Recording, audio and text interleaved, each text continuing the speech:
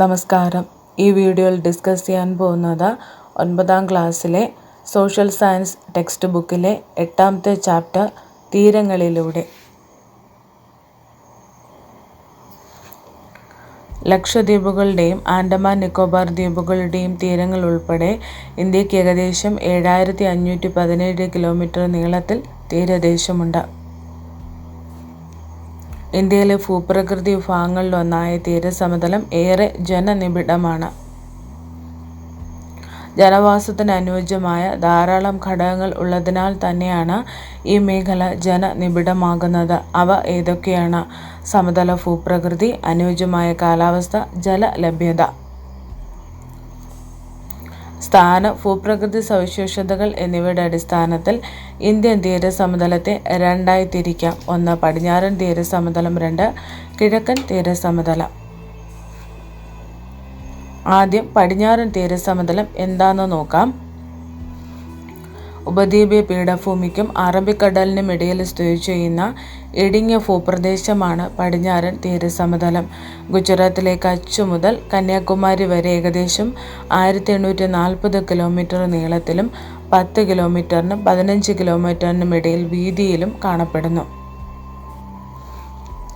പടിഞ്ഞാറൻ തീരസമതലം ഒരു താഴ്ത്തപ്പെട്ട തീരമാണ്. പടിഞ്ഞാറൻ തീരസമതലത്തിൻ്റെ മറ്റൊരു സവിശേഷതയാണ് തീരത്തോടടുത്ത് കാണപ്പെടുന്ന കായലുകൾ. പടിഞ്ഞാറൻ തീരസമതലത്തെ 3 ഭാഗങ്ങളായി തിരിക്കാം. 1. ഗുജറാത്ത് തീരം, 2. കൊങ്കൺ തീരം, 3. മലബാർ തീരം. ഗുജറാത്ത് തീരസമതലം. റാൻ ഓഫ് കച്ച് ചതുപ്പ് പ്രദേശവും കച്ച് സൗരാഷ്ട്ര മേഖലകളുടെ തീരപ്രദേശങ്ങളും ദാമൻ ദിയു, ദാദ്ര നഗർ ഹവേലി കേന്ദ്രഭരണ പ്രദേശങ്ങളും ഉൾപ്പെടുന്നതാണ് ഗുജറാത്ത് തീരസമതലം. സബർമതി, മാഹി തുടങ്ങിയ നദികളുടെ എക്കൽ നിക്ഷേപണ ഫലമായാണ് ഈ തീരസമതല ഭാഗം രൂപപ്പെട്ടിട്ടുള്ളത്. ചെറുതും വലുതുമായ ദ്വീപുകൾ, ഉപദ്വീപുകൾ, കടലിടുക്കുകൾ, ചതുപ്പ് നിലങ്ങൾ, വേലിയേറ്റ ചാലുകൾ, കുന്നുകൾ തുടങ്ങിയവ ഗുജറാത്ത് തീരസമതലത്തിൻ്റെ പ്രധാന സവിശേഷതകളാണ്.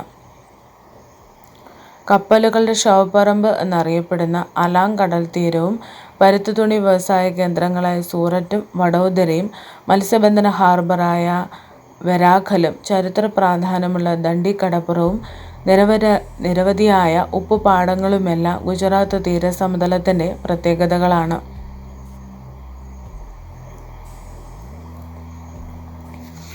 ഉയർത്തപ്പെട്ട തീരങ്ങൾ. തീരപ്രദേശങ്ങൾ ഉദ്യാനം പോലുള്ള ഭൗമപ്രവർത്തനത്താൽ തീരദേശത്തെ കരഭാഗം ഉയരുകയോ സമുദ്രനിരപ്പ് താഴുകയോ ചെയ്യുന്നു. ഇതിൻ്റെ ഫലമായി കടൽ പിൻവാങ്ങി രൂപപ്പെടുന്ന തീരങ്ങളാണ് ഉയർത്തപ്പെട്ട തീരങ്ങൾ. അടുത്തത് താഴ്ത്തപ്പെട്ട തീരങ്ങൾ. അവതലനം പോലുള്ള ഭൗമപ്രവർത്തനങ്ങൾ നടക്കുമ്പോൾ തീരദേശത്തെ കരഭാഗം താഴുകയോ സമുദ്രനിരപ്പ് ഉയരുകയോ ചെയ്യുന്നു. ഇതിൻ്റെ ഫലമായി കരയിലേക്ക് കടൽ കയറി രൂപപ്പെട്ട തീരങ്ങളാണ് താഴ്ത്തപ്പെട്ട തീരങ്ങൾ.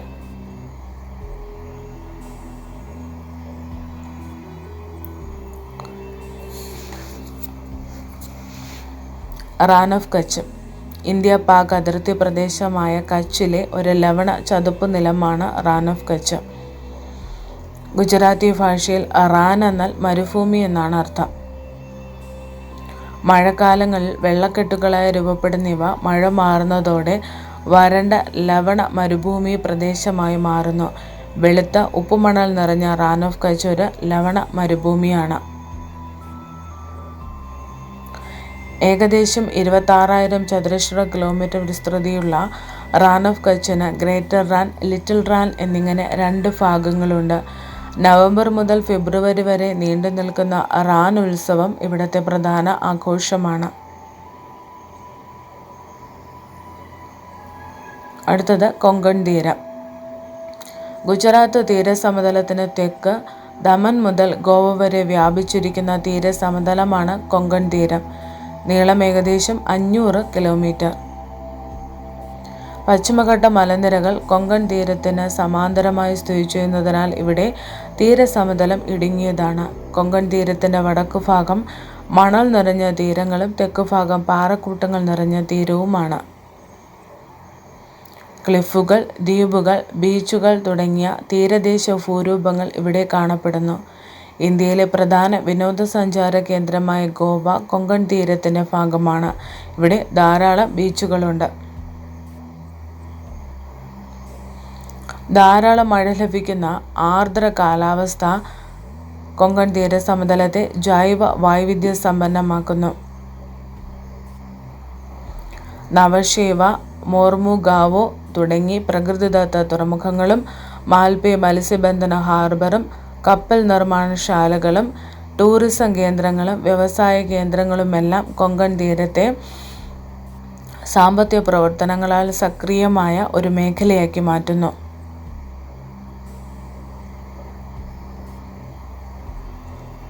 സെന്റ് മേരീസ് ദ്വീപിലെ കൽത്തൂണുകൾ.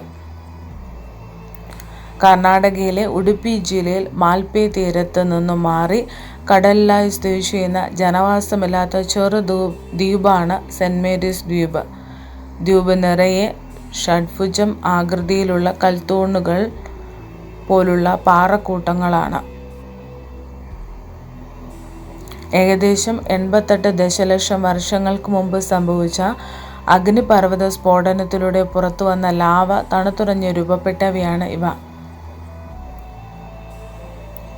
കലുമ്നാർ ജോയിൻസ് എന്ന ജിയോളജി ശിലാമാതൃകയാണിത്.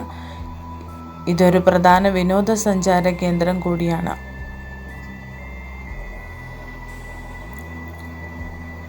അടുത്തത് മലബാർ തീരം. മംഗലാപുരം മുതൽ കന്യാകുമാരി വരെ മലബാർ തീരം വ്യാപിച്ചിരിക്കുന്നു.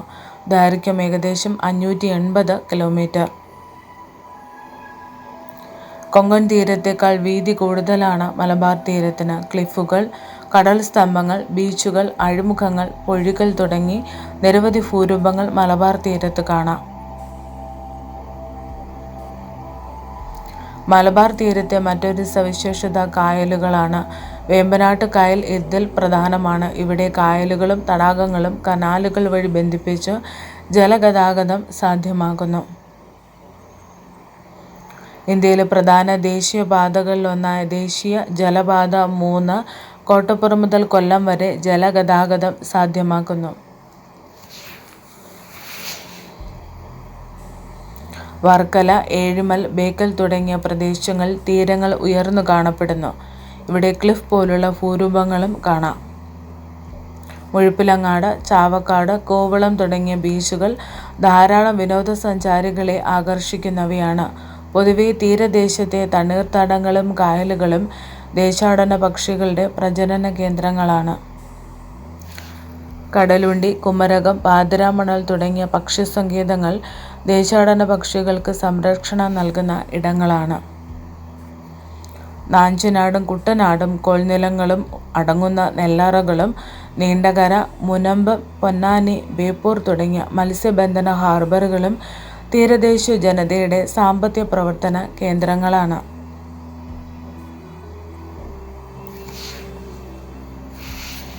അടുത്തത് കിഴക്കൻ തീരസമതലം. കിഴക്കൻ തീരസമതലത്തെ രണ്ടായി തിരിക്കാം. വടക്കൻ സർക്കാർ തീരം, കോറമാൻഡൽ തീരം. പൂർവ്വഘട്ടത്തിനും ബംഗാൾ ഉൾക്കടലിനും മധ്യേ സ്ഥിതി ചെയ്യുന്ന താരതമ്യേന വീതി കൂടിയ തീരസമതലമാണ് കിഴക്കൻ തീരസമതലം. മഹാനദി ഡെൽറ്റ പ്രദേശം മുതൽ കന്യാകുമാരി വരെ നീണ്ടുകിടക്കുന്നു.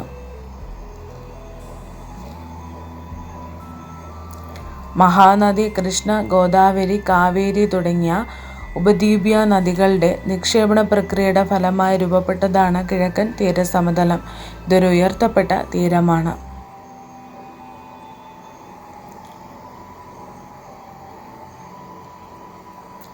മഹാനദി, കൃഷ്ണ, ഗോദാവരി, കാവേരി എന്നീ നദികളുടെ ഡെൽറ്റകൾ ഉൾപ്പെട്ടതാണ് കിഴക്കൻ തീരസമതലം.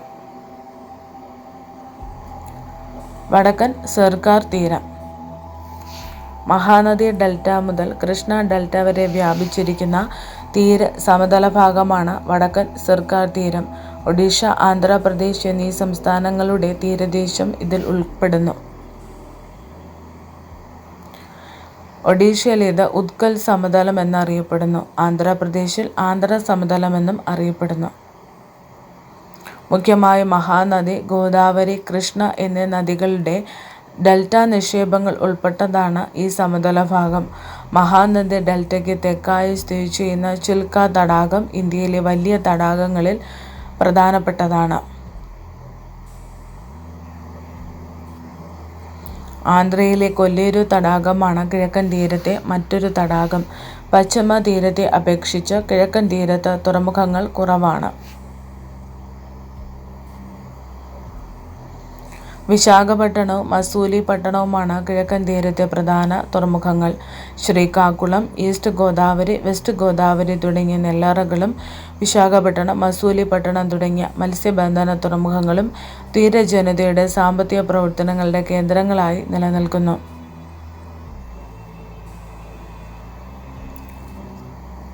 കോറമാൻഡൽ തീരം. കൃഷ്ണാനദി ഡെൽറ്റ മുതൽ കന്യാകുമാരി വരെ നീളുന്ന തീരസമതലമാണിത്. കാവേരി നദി ഡെൽറ്റ ഈ തീരസമതലത്തിന്റെ ഭാഗമാണ്. ഫലഭൂയിഷ്ഠമായ ഡെൽറ്റ എക്കൽ മണ്ണ് കോറമാൻഡൽ തീരസമതലത്തെ നെൽകൃഷിക്ക് അനുയോജ്യമാക്കുന്നു. കോറമാൻഡൽ തീരത്തെ പ്രധാന തടാകമാണ് പുലിക്കാട്ട് തടാകം.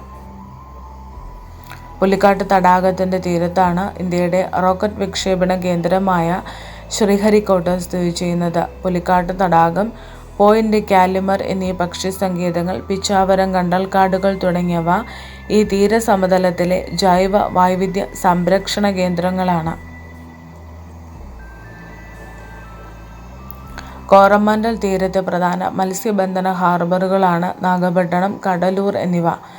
ചെന്നൈ തീരത്തെ മറീന ബീച്ച് പ്രസിദ്ധമായ വിനോദസഞ്ചാര കേന്ദ്രമാണ്. ദ്വീപുകൾ. തീരത്തോടടുത്ത് കാണപ്പെടുന്ന ചെറുദ്വീപുകളെ കൂടാതെ പ്രധാനപ്പെട്ട 2 ദ്വീപ സമൂഹങ്ങൾ കൂടി ഇന്ത്യയുടെ ഭാഗമായിട്ടുണ്ട്. 1 ലക്ഷദ്വീപ്, 2 ആൻഡമാൻ നിക്കോബാർ ദ്വീപുകൾ. അറബിക്കടലിലും ബംഗാൾ ഉൾക്കടലിലുമായി ഇവ സ്ഥിതി ചെയ്യുന്നു. ആദ്യമായി ലക്ഷദ്വീപ് എന്താ നോക്കാം. കേരള തീരത്തു നിന്നും ഏകദേശം 280 മുതൽ 480 കിലോമീറ്റർ വരെ മാറി സ്ഥിതി ചെയ്യുന്ന ലക്ഷദ്വീപുകൾ പവിഴപ്പുറ്റുകളാൽ രൂപപ്പെട്ടവയാണ്. ഈ ദ്വീപുകൾക്ക് പൊതുവെ സമുദ്രനിരപ്പിൽ നിന്നും ഏതാനും മീറ്ററുകൾ മാത്രമേ ഉയരമുള്ളൂ. ലക്ഷദ്വീപ് സമൂഹങ്ങളിൽ 36 ദ്വീപുകൾ ഉൾപ്പെടുന്നു. ഇവയിൽ 10 ദ്വീപുകൾ മാത്രമേ ജനവാസമുള്ളൂ. കേന്ദ്രഭരണ പ്രദേശമായ ലക്ഷദ്വീപിന്റെ തലസ്ഥാനം കവരത്തി ദ്വീപാണ്.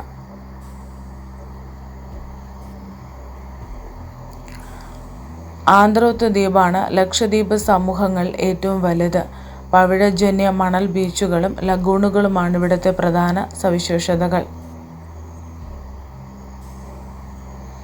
മത്സ്യബന്ധനമാണ് ലക്ഷദ്വീപിലെ പ്രധാന തൊഴിൽ. ഇവിടെ നിന്ന് ലഭിക്കുന്ന പ്രധാന മത്സ്യം ചൂരയാണ്. മത്സ്യം സംസ്കരിച്ച് വിവിധ മൂല്യവർദ്ധിത ഉൽപ്പന്നങ്ങൾ നിർമ്മിക്കുന്നു. ചൂര മത്സ്യം ഉണക്കിയെടുത്തുണ്ടാക്കുന്ന മാസ് പ്രസിദ്ധമാണ്.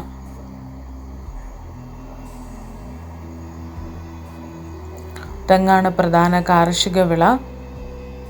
കൊപ്ര നിർമ്മാണവും കയർ നിർമ്മാണവുമാണ് മത്സ്യബന്ധനത്തോടൊപ്പമുള്ള മറ്റ് പരമ്പരാഗത തൊഴിലുകൾ.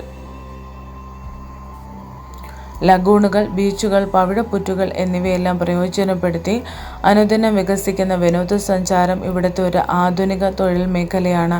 സ്കൂബ ഡൈവിംഗ് പോലുള്ള സാഹസിക വിനോദസഞ്ചാരവും വളർന്നുവരുന്ന തൊഴിൽ സാധ്യതയാണ്. ലഗൂണുകൾ എന്താന്ന് നോക്കാം. കടൽ തീരങ്ങൾ മണൽത്തിട്ടകളാലോ പവിഴപ്പുറ്റുകളാലോ കടലിൽ നിന്നും വേർതിരിക്കപ്പെട്ടിട്ടുള്ള ആഴം കുറഞ്ഞ ജലാശയങ്ങളാണ് ലഗൂണുകൾ.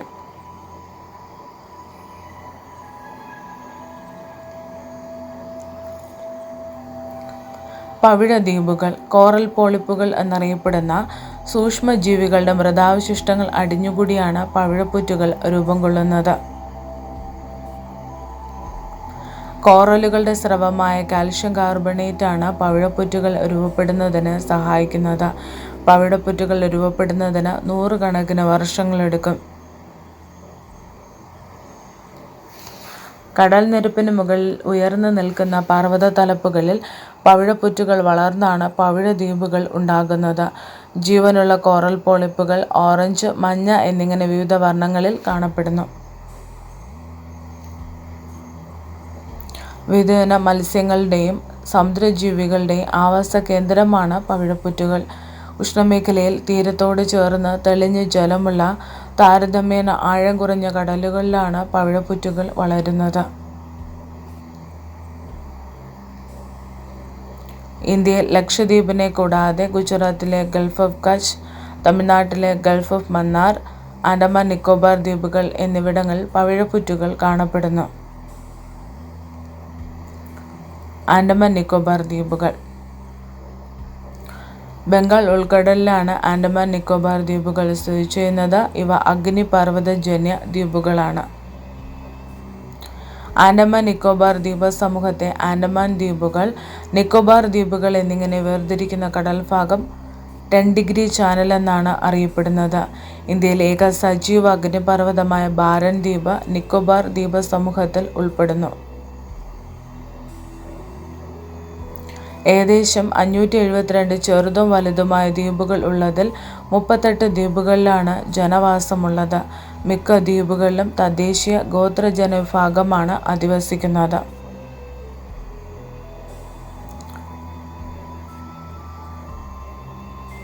പോർട്ട് ബ്ലെയർ ആണ് കേന്ദ്രഭരണ പ്രദേശമായ ആൻഡമാൻ നിക്കോബാർ ദ്വീപുകളുടെ തലസ്ഥാനം. ഇന്ത്യയുടെ ഏറ്റവും തെക്കേ അറ്റമായ ഇന്ദിര പോയിന്റ് ഗ്രേറ്റ് നിക്കോബാർ ദ്വീപിലാണ്. മണൽ ബീച്ചുകൾ, പാറക്കെട്ടുകൾ, സമുദ്ര കമാനങ്ങൾ, ക്ലിഫുകൾ, വേലിയേറ്റ ചാലുകൾ തുടങ്ങിയവ ഇവിടത്തെ സവിശേഷതകളാണ്. ആൻഡമാൻ നിക്കോബാർ ദ്വീപുകളിൽ ഉയർന്ന തോതിൽ മഴ ലഭിക്കുന്നതിനാൽ ഉഷ്ണമേഖലാ നിത്യഹരിത വനങ്ങൾ ധാരാളമായി വളരുന്നു.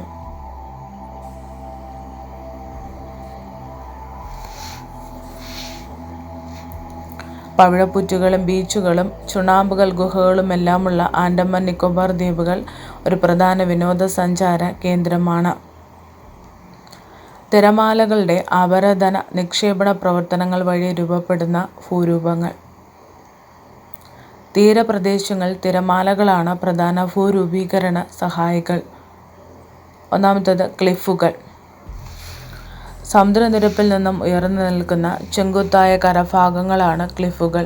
സമുദ്രതീരങ്ങളിലെ പാറക്കെട്ടുകളിൽ തുടർച്ചയായി തിരമാലയടിക്കുമ്പോൾ തീരശിലകൾ അപരദനത്തിലൂടെ നീക്കം ചെയ്യപ്പെടാറുണ്ട്. ഇതിന്റെ ഫലമായി രൂപപ്പെടുന്ന ചെങ്കുത്തായ കരഭാഗങ്ങളാണ് ക്ലിഫുകൾ.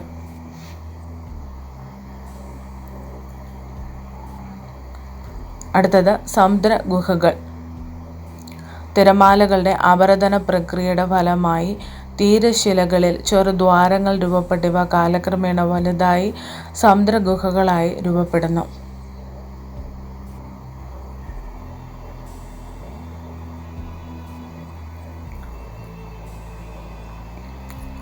അടുത്തത് സമുദ്ര കമാനം. സമുദ്രത്തിലേക്ക് തള്ളി നിൽക്കുന്ന തീരശിലാഭാഗത്ത് തിരമാലകളുടെ അപരദനം മൂലം ഇരുവശങ്ങളിൽ നിന്നും സമുദ്രഗുഹകൾ രൂപപ്പെടുന്നു. കാലക്രമേണ നിരന്തരമായ അപരദന പ്രക്രിയയിലൂടെ ഇരു ഗുഹകളും കൂടി ചേർന്ന് കമാന ആകൃതി കൈവരിക്കുന്നു. ഇതാണ് സമുദ്ര കമാനം.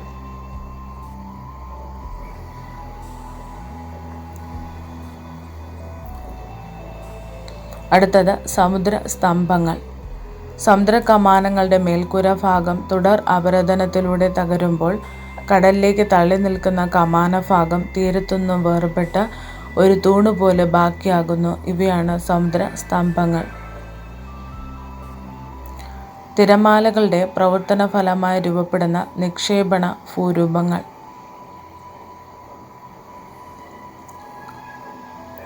ബീച്ചുകൾ. വേലിയേറ്റ നിരപ്പിനും വേലിയിറക്ക് നിരപ്പിനുമിടയിൽ തിരമാലകളുടെ നിക്ഷേപണ പ്രവർത്തനത്താൽ മണൽ, ചരൽ എന്നിവ അടിഞ്ഞ് രൂപപ്പെടുന്ന താൽക്കാലിക നിക്ഷേപമാണ് ബീച്ചുകൾ. അടുത്തത് പൊഴികൾ. കടൽ തീരത്തിന് സമാന്തരമായി തിരമാലകളുടെ നിക്ഷേപണ പ്രവർത്തനത്താൽ രൂപപ്പെടുന്ന താൽക്കാലിക മണൽത്തിട്ടകളാണ് പൊഴികൾ.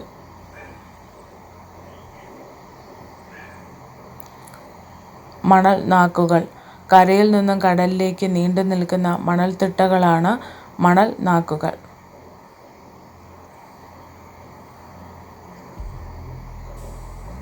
ഇന്ത്യൻ തീരപ്രദേശങ്ങളിലെ കാലാവസ്ഥ ഉഷ്ണമേഖലയിലാണ് ഉൾപ്പെടുന്നതെങ്കിലും ഇന്ത്യയുടെ തീരപ്രദേശങ്ങളിൽ മിതമായ കാലാവസ്ഥയാണ് ഉള്ളത്. ഇവിടെ അത്യുഷ്ണമോ അതിശൈത്യമോ അനുഭവപ്പെടാറില്ല. സമുദ്ര സാമീപ്യമാണിതിന് കാരണം. കരയും കടലും വ്യത്യസ്തമായാണ് സൂര്യതാപത്തോട് പ്രതികരിക്കുന്നത്. കര പെട്ടെന്ന് ചൂടുപിടിക്കുകയും വേഗത്തിൽ തണുക്കുകയും ചെയ്യുന്നു. കടൽ സാവധാനത്തിൽ ചൂടുപിടിക്കുകയും തണുക്കുകയും ചെയ്യുന്നു. കടൽക്കാറ്റും കരക്കാറ്റും രൂപപ്പെടുന്നതിന് ഇത് കാരണമാകുന്നു. ഈ കാറ്റുകൾ തീരപ്രദേശത്തെ ദിനാന്തരീക്ഷ സ്ഥിതി മിതപ്പെടുത്തുന്നതിൽ മുഖ്യ പങ്ക് വഹിക്കുന്നു. മൺസൂൺ കാറ്റുകളാണ് തീരദേശ കാലാവസ്ഥയെ സ്വാധീനിക്കുന്ന മറ്റൊരു ഘടകം. തെക്ക് പടിഞ്ഞാറൻ മൺസൂൺ കാറ്റുകളാണ് ഇന്ത്യയിലാകമാനം മഴ നൽകുന്നത്. മൺസൂൺ കാറ്റുകൾ ആദ്യം എത്തുന്നത് ദ്വീപുകളിലും തീരങ്ങളിലുമാണ്. അറബിക്കടലിലൂടെ എത്തുന്ന തെക്ക് പടിഞ്ഞാറൻ മൺസൂൺ കാറ്റുകൾ പശ്ചിമഘട്ട മലനിരകൾ തട്ടി പടിഞ്ഞാറൻ തീരസമതലത്തിൽ ഉയർന്ന തോതിൽ മഴ നൽകുന്നു. കിഴക്കൻ തീരങ്ങളിൽ കോറമാൻഡൽ തീരത്ത് മഴ ലഭിക്കുന്നത് ഒക്ടോബർ-നവംബർ മാസങ്ങളിലാണ്. മൺസൂൺ കാറ്റുകളുടെ പിൻവാങ്ങൽ കാലമാണിത്.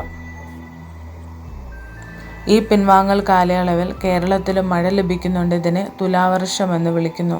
ബംഗാൾ ഉൾക്കടലിൽ രൂപപ്പെടുന്ന ചക്രവാതങ്ങളിൽ നിന്നും കിഴക്കൻ തീരത്ത് മഴ ലഭിക്കുന്നുണ്ട്. കടൽക്കാറ്റ് തീരപ്രദേശങ്ങളിൽ പകൽ സമയങ്ങളിൽ കര വേഗം ചൂടുപിടിക്കുന്നു. ഇതുമൂലം കരഭാഗത്തെ വായു മുകളിലേക്ക് ഉയരുകയും ന്യൂനമർദ്ദം രൂപപ്പെടുകയും ചെയ്യുന്നു. എന്നാൽ ഈ സമയം കടലിൽ താരതമ്യേന ചൂട് കുറവും ഉച്ചമർദ്ദവുമായിരിക്കും. അതിനാൽ ഉച്ചമർദ്ദമുള്ള കടലിൽ നിന്നും ന്യൂനമർദ്ദ പ്രദേശമായ കരയിലേക്ക് വായു പ്രവഹിക്കുന്നു. ഇതാണ് കടൽക്കാറ്റ്. കരക്കാറ്റ് രാത്രികാലങ്ങളിൽ കരപ്രദേശത്ത് ചൂട് താരതമ്യേന വേഗത്തിൽ കുറയുന്നത് കാരണം ഉച്ചമർദ്ദം രൂപപ്പെടുന്നു. അതിനാൽ കടലിൽ കരയേക്കാൾ താരതമ്യേന ചൂട് കൂടുതലായതിനാൽ ന്യൂനമർദ്ദമായിരിക്കും. അപ്പോൾ ഉച്ചമർദ്ദ മേഖലയായ കരയിൽ നിന്നും ന്യൂനമർദ്ദ മേഖലയായ കടലിലേക്ക് കാറ്റ് വീശുന്നു. ഇതാണ് കരക്കാറ്റ്.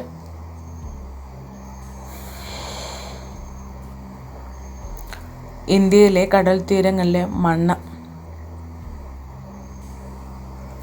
നദികളുടെയും തിരമാലകളുടെയും നിക്ഷേപണ പ്രക്രിയയിലൂടെ രൂപപ്പെടുന്ന നിക്ഷേപണ മണ്ണാണ് തീരപ്രദേശത്ത് പൊതുവെ കാണപ്പെടുന്നത്. മണൽ നിറഞ്ഞ മണ്ണും മഞ്ഞയും ചുവപ്പ് നിറമുള്ള ലാറ്ററൈറ്റ് മണ്ണും കറുത്ത കളിമണ്ണും ജൈവാംശം കൂടിയ പീറ്റ് മണ്ണും പടിഞ്ഞാറൻ തീരങ്ങളിൽ കാണപ്പെടുന്നു. കിഴക്കൻ തീരങ്ങളിൽ കൂടുതലും എക്കൽ മണ്ണാണ് കാണപ്പെടുന്നത്. ചിലയിടങ്ങളിൽ മണൽ നിറഞ്ഞ ചെങ്കൽ മണ്ണും കറുത്ത മണ്ണും കാണപ്പെടുന്നു.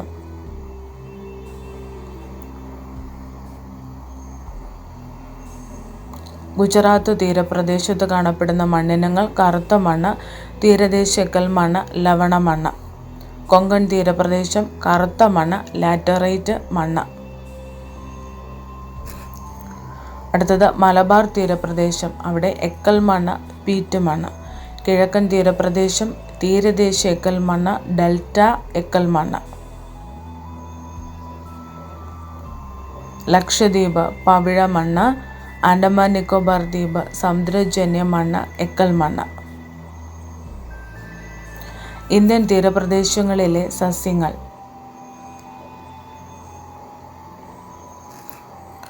തീരദേശ സസ്യങ്ങൾ പ്രധാനമായ രണ്ട് തരം: വരണ്ട തീരദേശ സസ്യങ്ങൾ, ആർദ്ര തീരദേശ സസ്യങ്ങൾ. വരണ്ട തീരദേശ സസ്യങ്ങൾ പ്രധാനമായ രണ്ട് തരം: തീര മണൽപ്പരപ്പുകളിലെ സസ്യങ്ങൾ, തീരദേശ പാറക്കെട്ടുകളിലെ സസ്യങ്ങൾ. ആർദ്ര തീരദേശ സസ്യങ്ങൾ പ്രധാനമായി 5 തരം: കണ്ടൽക്കാടുകൾ, കടൽ പായലുകൾ, കടൽ സസ്യങ്ങൾ, കോറൽ സസ്യങ്ങൾ, ലവണ ചതുപ്പ് നിലങ്ങളിലെ സസ്യങ്ങൾ. കണ്ടൽക്കാടുകൾ ഉഷ്ണമേഖലാ തീരങ്ങളിൽ സാധാരണയായി വളരുന്ന ലവണ ചതുപ്പ് സസ്യങ്ങളാണ് കണ്ടലുകൾ. ഇന്ത്യയിൽ ഏകദേശം 380 കിലോമീറ്ററോളം കണ്ടൽക്കാടുകളുണ്ട്. പശ്ചിമ ബംഗാൾ തീരത്തെ ഗംഗാ ഡെൽറ്റ പ്രദേശമായ സുന്ദർബൻ ഇന്ത്യയിലെ ഏറ്റവും വലിയ കണ്ടൽക്കാടുകളാണ്. കണ്ടലുകൾ വിവിധയിനം മത്സ്യങ്ങളുടെയും മറ്റ് ജലജീവികളുടെയും പ്രജനന കേന്ദ്രങ്ങളാണ്. വിവിധ ജീവിവർഗങ്ങൾക്ക് ആവാസ കേന്ദ്രമാണ് കണ്ടൽക്കാടുകൾ. ചുഴലിക്കാറ്റ്, സുനാമി തുടങ്ങിയ പ്രകൃതി ദുരന്തങ്ങളിൽ നിന്നും കണ്ടലുകൾ തീരദേശത്തെയും ജനങ്ങളെയും സംരക്ഷിക്കുന്നു. തീരദേശ ആവാസ വ്യവസ്ഥയുടെ നിലനിൽപ്പിനെ സ്വാധീനിക്കുന്ന പ്രധാന ഘടകമാണ് കണ്ടലുകൾ. കണ്ടൽക്കാടുകളുടെ സംരക്ഷണത്തിനായി ജൂലൈ 26 അന്താരാഷ്ട്ര കണ്ടൽ ദിനമായി ആചരിക്കുന്നു. ഇന്ത്യൻ തീരപ്രദേശങ്ങളിലെ ധാതു നിക്ഷേപം. ഇന്ത്യയുടെ തീരദേശങ്ങളിൽ വ്യാവസായിക മൂല്യമുള്ള ധാരാളം ലോഹ അലോഹ ധാതുക്കളുടെ നിക്ഷേപമുണ്ട്. ഇരുമ്പയിര്, മാംഗനീസ്, ബോക്സൈറ്റ് തുടങ്ങിയവയാണ് തീരദേശത്ത് കാണപ്പെടുന്ന പ്രധാന ധാതുക്കൾ. ആണവ ഇന്ധനമായ യുറേനിയം, വേർതിരിച്ചെടുക്കാവുന്ന മോണോസൈറ്റ് പോലുള്ള അപൂർവ ധാതുക്കളും തീരദേശ കരിമണലിൽ കാണപ്പെടുന്നു. കൊല്ലം ജില്ലയിലെ ചവറയിലും ഒഡീഷയിലെയും തമിഴ്നാട്ടിലെയും ചില തീരങ്ങളിലും കരിമണൽ നിക്ഷേപമുണ്ട്. ഇന്ത്യൻ തീരപ്രദേശങ്ങളിലെ ജനസംഖ്യയും ജനജീവിതവും. ജനസംഖ്യാ വിതരണത്തെ സ്വാധീനിക്കുന്ന ഘടകങ്ങൾ മിക്കതും അനുകൂലമായതിനാൽ ഇന്ത്യൻ തീരദേശം ജനനിബിഡവും ജനസാന്ദ്രവുമാണ്. മിതമായ കാലാവസ്ഥ, കൃഷിക്കും ഗതാഗത വികസനത്തിനും അനുയോജ്യമായ സമതല ഭൂപ്രകൃതി, കൃഷി, മത്സ്യബന്ധന, ടൂറിസം മുതലായ തൊഴിൽ സാധ്യതകൾ, ജലലഭ്യത, ധാതു നിക്ഷേപം, വ്യവസായം എന്നിങ്ങനെയുള്ള ഘടകങ്ങൾ തീരസമതലത്തെ ജനനിബിഡമാക്കുന്നു. ഇന്ത്യയിലെ മെട്രോ നഗരങ്ങളായ മുംബൈ, ചെന്നൈ, കൊൽക്കത്ത എന്നിവ തീരസമതലങ്ങളിലാണ് വികസിച്ചു വന്നിട്ടുള്ളത്. ദേശീയ ശരാശരിയേക്കാൾ ജനസംഖ്യയുള്ള പ്രദേശമാണ് ലക്ഷദ്വീപ്. ആൻഡമാൻ നിക്കോബാർ ദ്വീപുകളിൽ ജനസാന്ദ്രത കുറവാണ്. ഇന്ത്യൻ തീരദേശങ്ങളിലെ സാമ്പത്തിക പ്രവർത്തനങ്ങൾ. കൃഷി, മത്സ്യബന്ധനം എന്നിവയാണ് തീരദേശ ജനതയുടെ പ്രധാന സാമ്പത്തിക പ്രവർത്തനങ്ങൾ. കൂടാതെ വിവിധ ധാതു അധിഷ്ഠിത വ്യവസായങ്ങൾ, കപ്പൽ നിർമ്മാണം, മത്സ്യസംസ്കരണം, ഉപ്പ് നിർമ്മാണം തുടങ്ങിയ വ്യവസായങ്ങളും തീരദേശത്തുണ്ട്. തീരദേശങ്ങളിൽ അനുദിനം വികസിച്ചുകൊണ്ടിരിക്കുന്ന ഒരു പ്രധാന തൊഴിൽ മേഖലയാണ് വിനോദസഞ്ചാരം. തീരദേശത്തെ വ്യവസായ പുരോഗതിക്ക് തുറമുഖങ്ങളുടെ പങ്ക് വളരെ പ്രധാനമാണ്. വ്യാവസായിക ഉൽപ്പന്നങ്ങളും അസംസ്കൃത വസ്തുക്കളും കയറ്റുമതി, ഇറക്കുമതി എന്നിവ ചെയ്യുന്നതും തുറമുഖങ്ങൾ വഴിയാണ്.